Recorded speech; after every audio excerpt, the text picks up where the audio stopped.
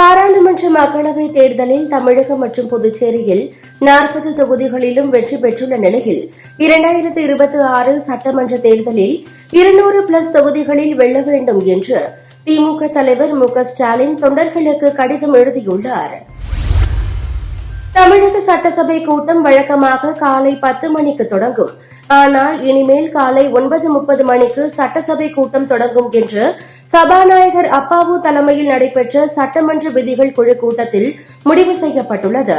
இதைத் தொடர்ந்து அலுவல் ஆய்வுக்குழு கூட்டம் நடைபெற்றது.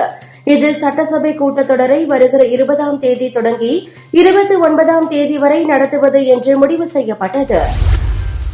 சந்திரபாபு நாயுடு இன்று ஆந்திர முதல்வராக பதவியேற்றார். மேடையில் இருந்த தலைவர்களை சந்தித்து முன்னாள் கவர்னர் தமிழிசை சவுந்தரராஜன் வணக்கம் செலுத்தினார்.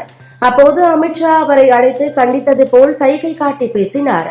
தேர்தல் தோல்விக்கு பிறகு அண்ணாமலை அளித்த பேட்டிக்கு எதிர்கருத்தாக கூட்டணி தொடர்பாக தமிழிசை பேசினார். இது தொடர்பாக அமித்ஷா கண்டித்திருக்கலாம் என கூறப்படுகிறது. ஆந்திர மாநில முதல்வராக சந்திரபாபு நாயுடு பதவியேற்றுக் கொண்டார். துணை முதல்வராக பவன் கல்யாண் பதவியேற்றார்.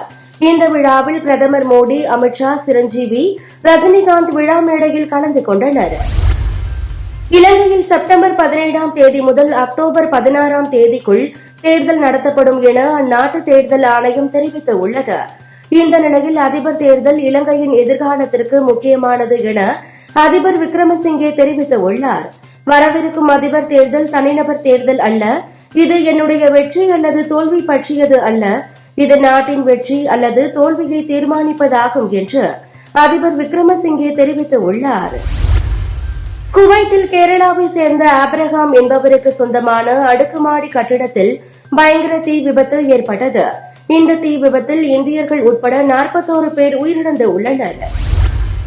T20 உலகக்கோப்பையில் ஆஸ்திரேலியா, தென்னாப்பிரிக்கா அணிகள் சூப்பர் 8 சுற்றுக்கு முன்னேறியுள்ளன.